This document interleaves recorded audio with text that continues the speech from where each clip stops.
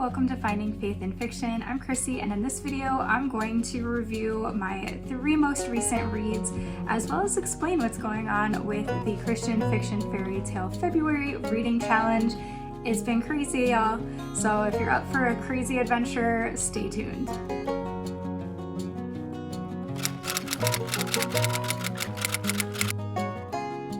Well guys, this is my 3rd time now trying to record a review video for If the Boot Fits and others, and yeah, it's not been going well. So we're going to attempt to record it again and see if it'll work this time. I'm definitely starting to think there is someone who does not want me posting these videos because yeah, all the things have been going wrong. So here goes. All right, for book number 3 of the challenge, I read If the Boot Fits by Karen Witemeyer. I was so excited about this book because the 2 previous books of hers that I have read, I absolutely loved and really enjoy her style of writing and the Texas settings and whatnot. This one was a great book. It was well written, the story was good. I just was not feeling it right now. If you've watched any of my recent videos, you know that things have been rough lately here.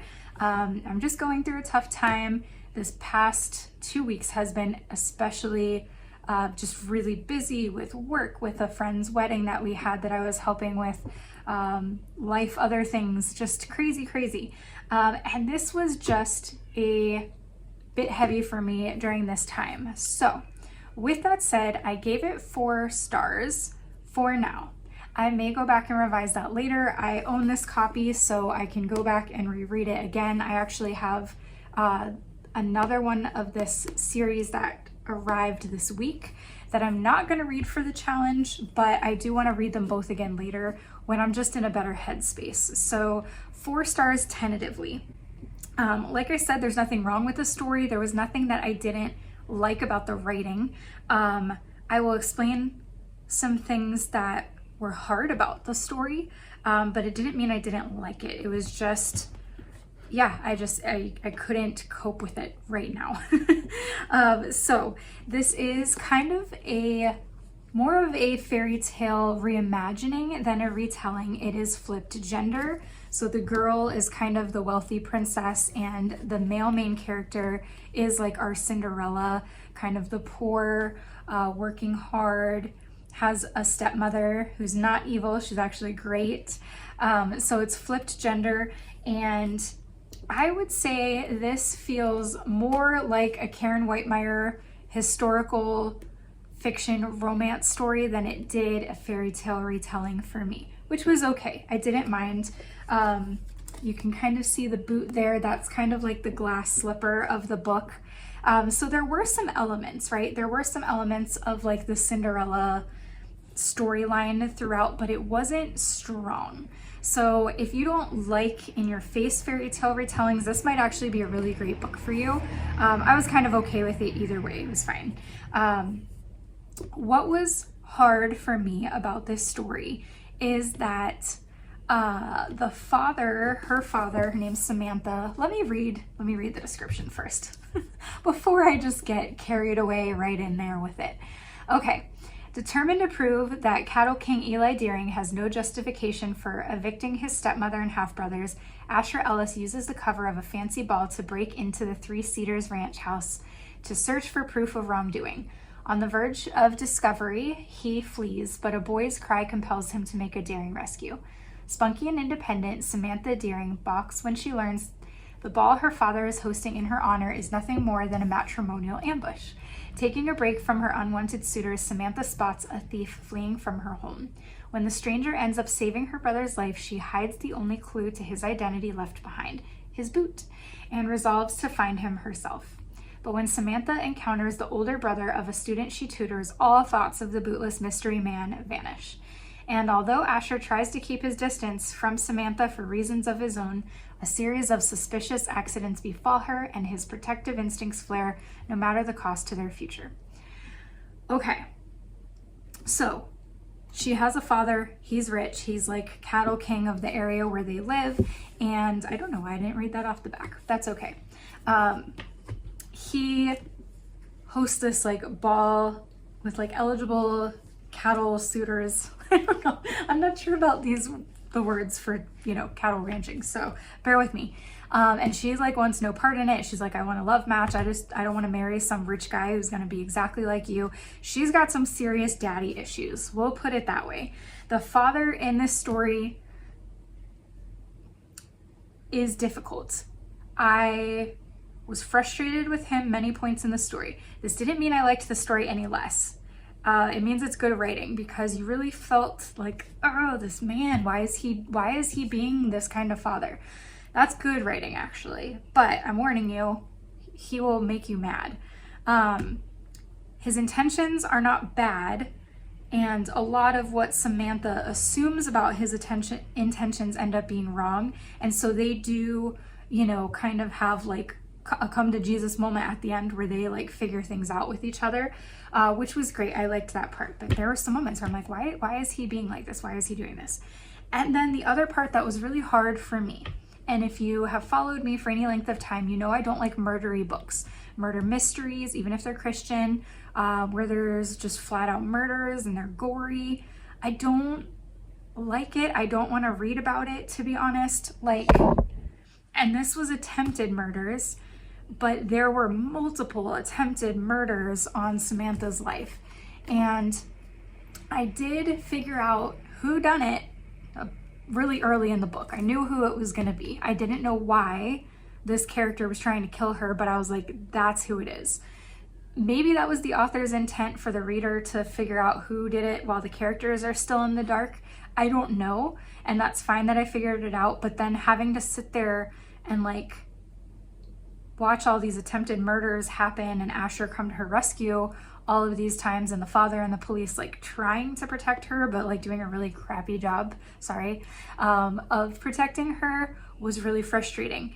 And while no murder technically took place, it was a lot.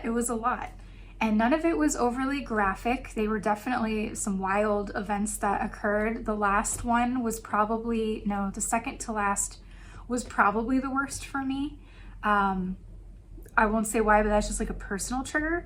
The rest were just kind of like, oh, that's not good, right?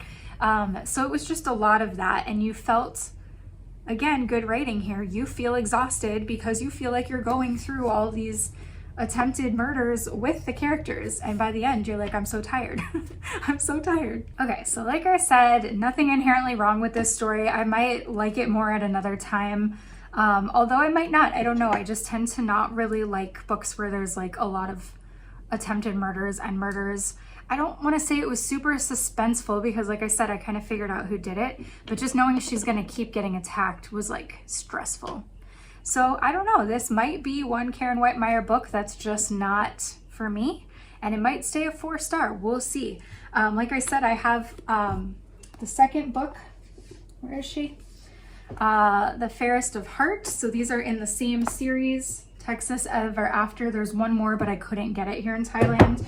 I'm not going to read that this month, actually, because I have a Snow White arc that I'm going to read instead. So I don't know, I will come back to this series at some point and see if it's one that I like. To Love a Beast was the Beauty and the Beast retelling she did that I just loved. It was so good. And there is one murder attempt in that book, but it didn't bother me because it was just one. And that's another series, and I heard a rumor that she's going to be writing more books in that series. So yeah, I don't know, maybe Texas Ever After isn't for me. Maybe it is, we'll see. I'll give it another read when I have the mental capacity to handle the content. We'll put it that way. Okay, what I was supposed to be reading after If the Boot Fits, I had in a video drawn a prompt. Okay, I can't find it now. It was supposed to be a Mulan retelling, and the book I was gonna read was Arrow.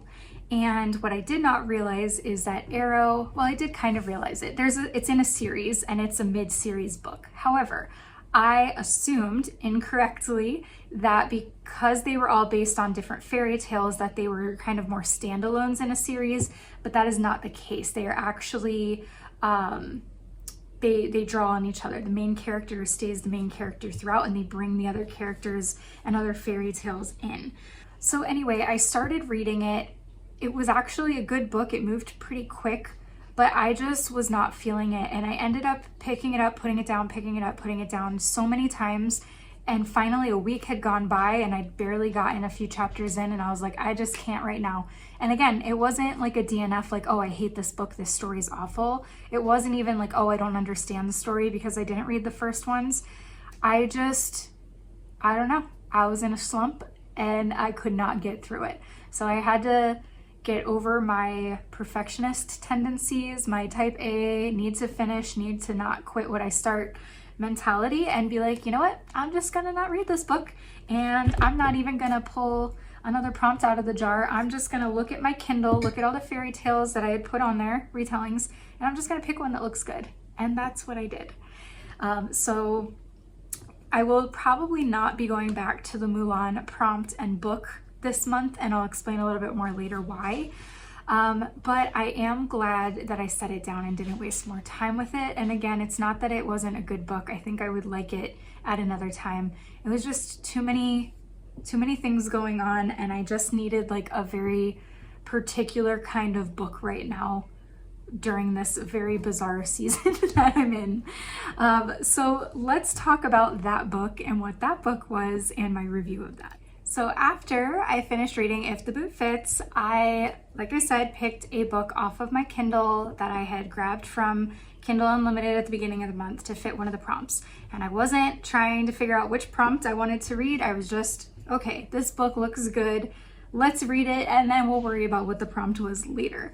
So no fancy spinning wheels, no picking a paper out of a jar, just what can I handle reading?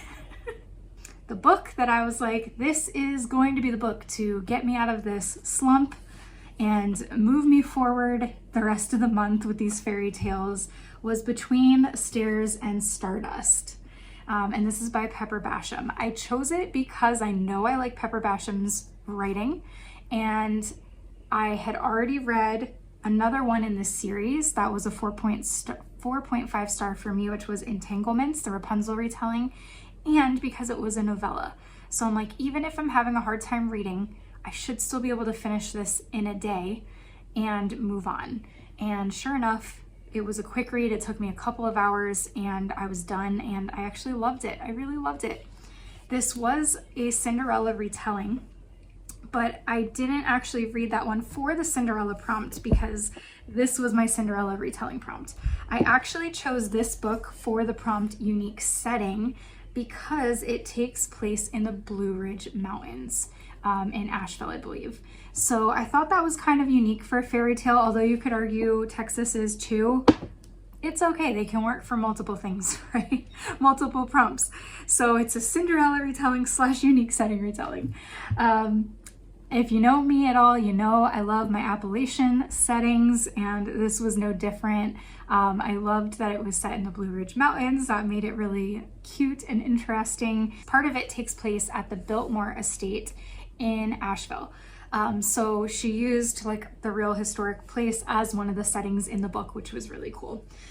So this one was more traditional Cinderella in terms of retellings go and gender roles and everything. Let me read the description real quick.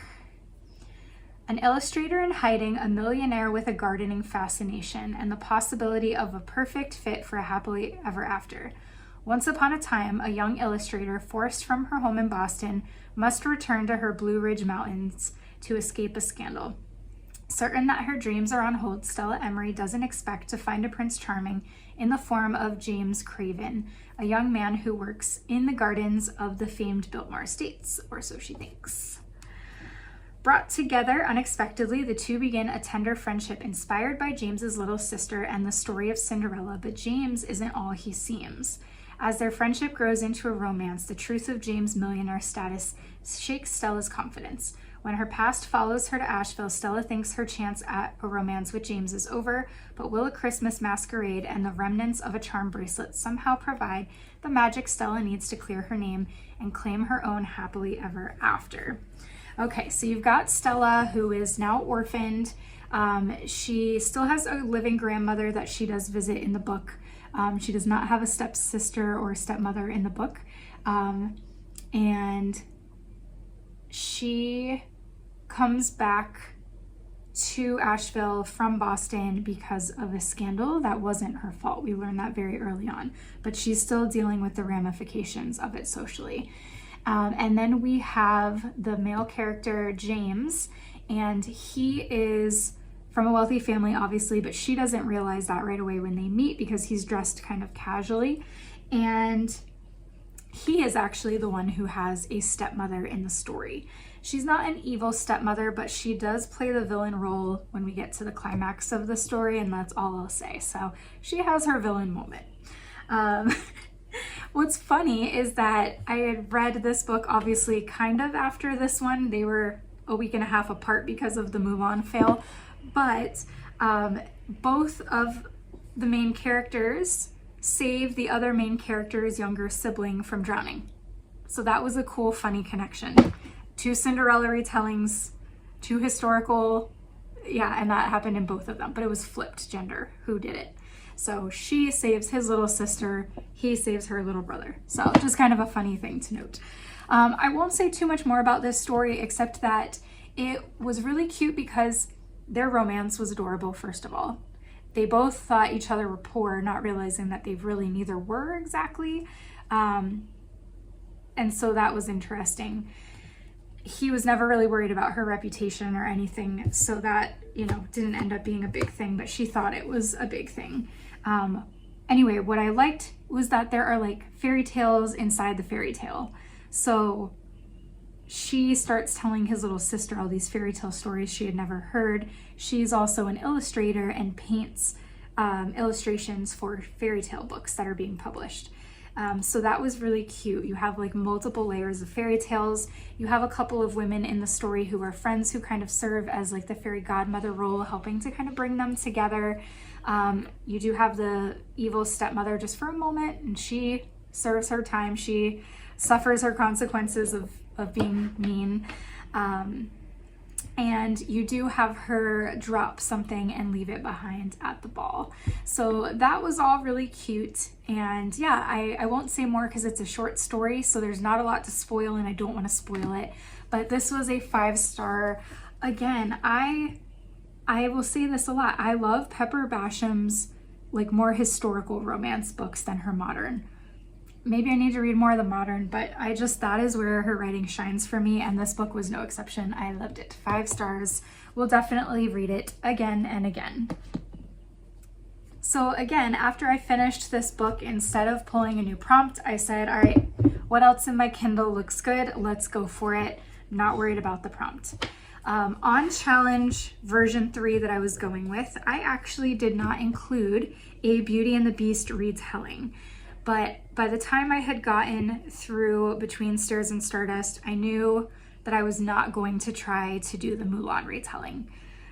So I whited it out and I crossed it out and I wrote over it Beauty and the Beast retelling.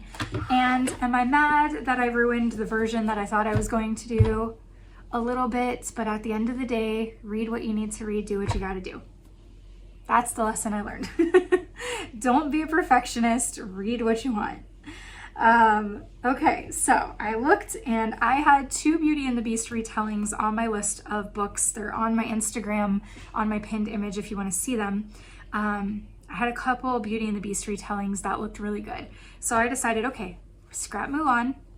We'll read it eventually, right? At some point when it sounds good. But let's put a Beauty and the Beast retelling in because I know that Beauty and the Beast retellings are my favorite. I've never thought Beauty and the Beast was my favorite fairy tale, but apparently it is because those are the retellings that I seem to just really enjoy the most. So it was either between Belle, an Amish Beauty and the Beast retelling, or Under the Scottish Sky, a Beauty and the Beast retelling. They both sounded cute. I actually really like Amish stories, and I also really like Scottish settings or accents. I'll take either or. I decided to go with this one. And this was a new to me author. I didn't know if it was going to be heavy or not, but I was like, I don't know, I just have a good feeling about it. I'm going to do it. So this was my next read. I finished it late last night, and oh my goodness, I loved this book. I loved it, I loved it, I loved it. I did not want this book to end. I definitely had a book hangover at the end, and legit went this morning and tried to find what other books the author has written, and it turns out this is her only book. So if you're going to read this book, be prepared that there are no other books of hers for you to read after to help you with your hangover. That is my biggest and only issue with this book, is that there are no other books from this author. So Amy Coburn Crawford.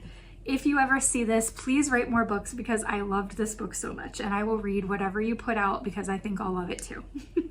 Okay, now that you've been warned, I can tell you about this book.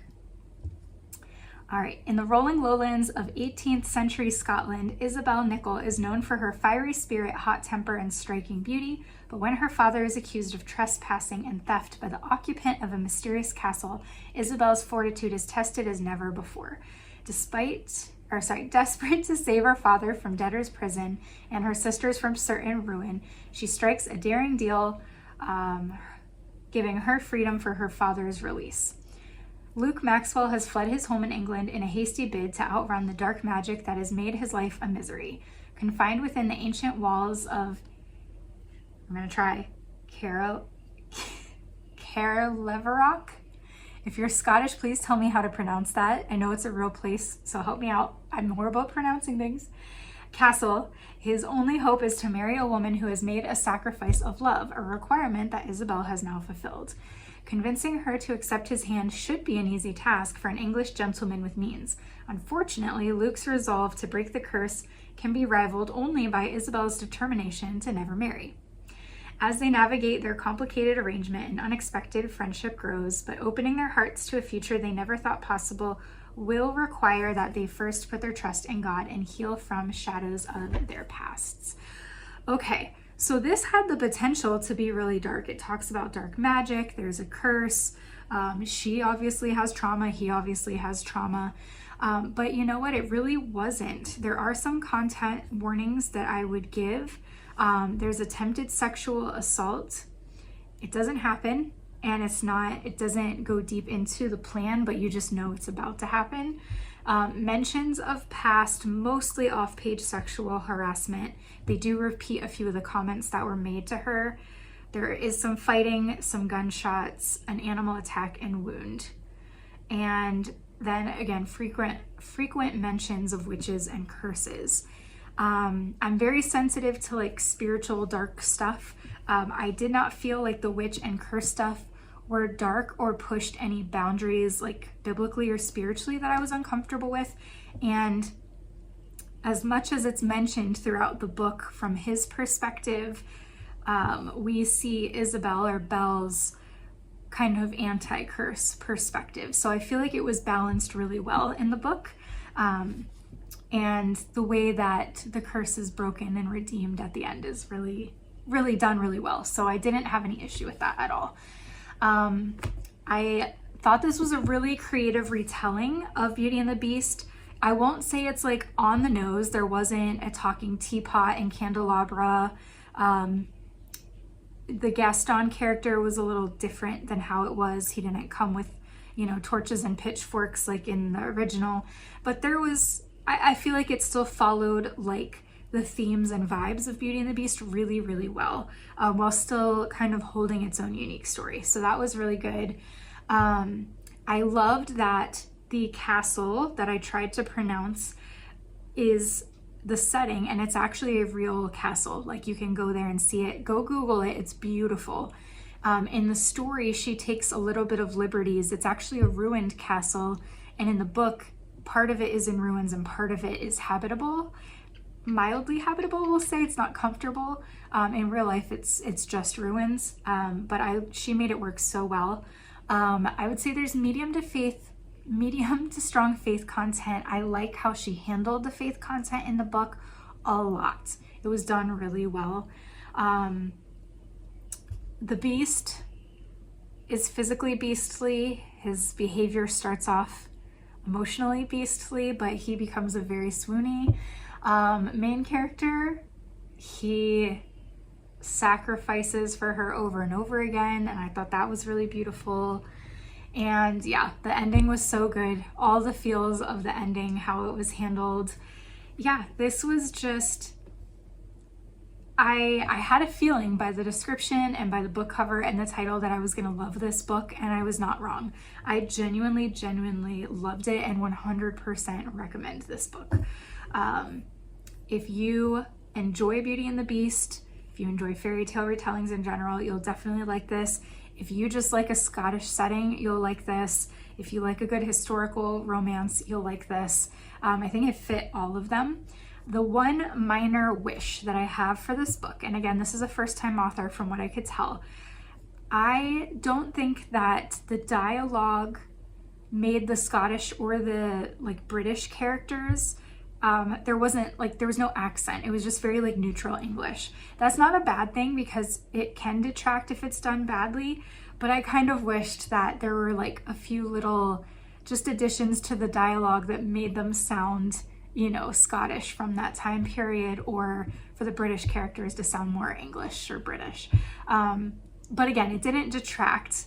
So I'm glad maybe that she kept it neutral just in case, but I love a good Scottish accent in books, so I kind of wished that was there. I didn't take away any stars for that though, because the book was just so good that I didn't even mind.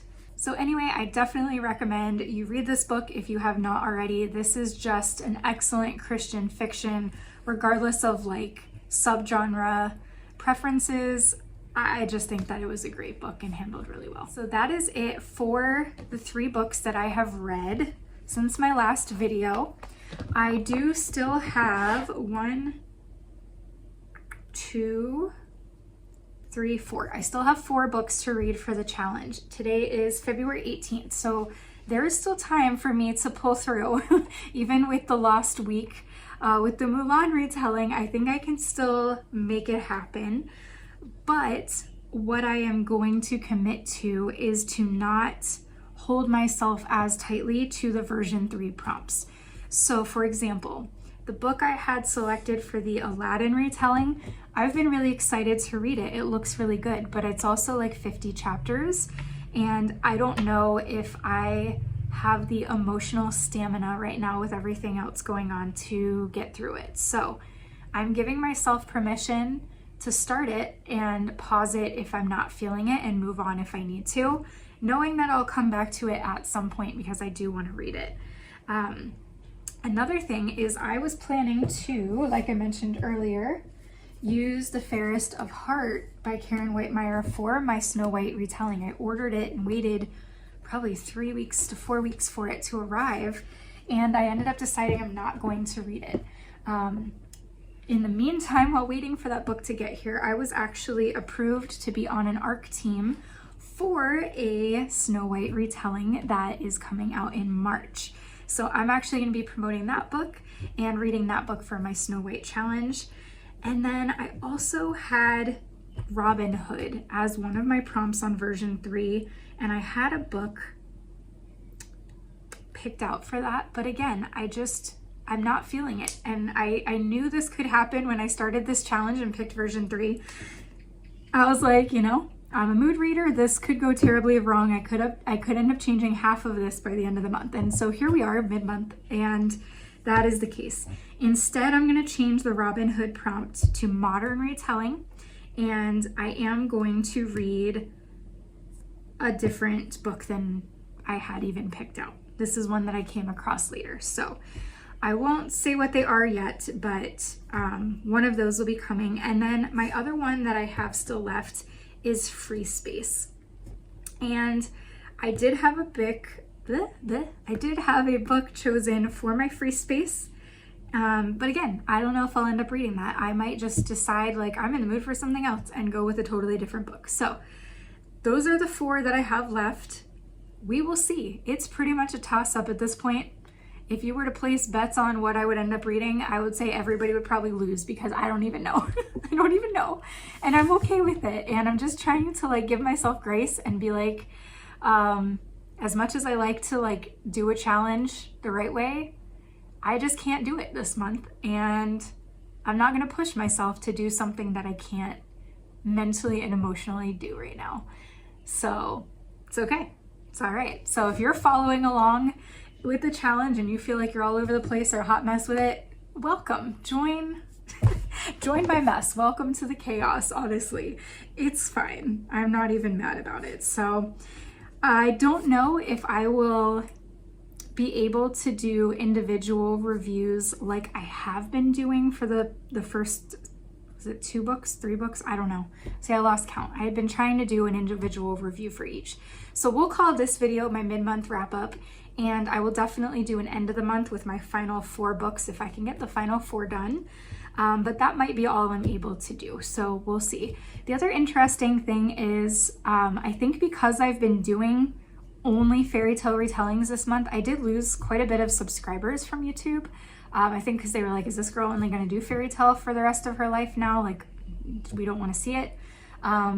So if that's you and you're not interested, that's fine. Like, no worries.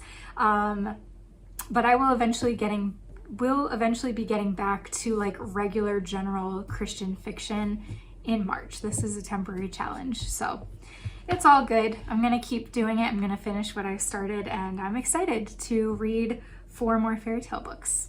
So I'm glad I made it through the slump. If you're hanging in there with me, I hope you are finding fairy tale retellings that you love. Maybe one of the ones I've read will spark your interest, but either way, happy reading, and I will see you in the next video, whenever that is and whatever it includes. All right, everyone, thanks for watching. See you later. Bye.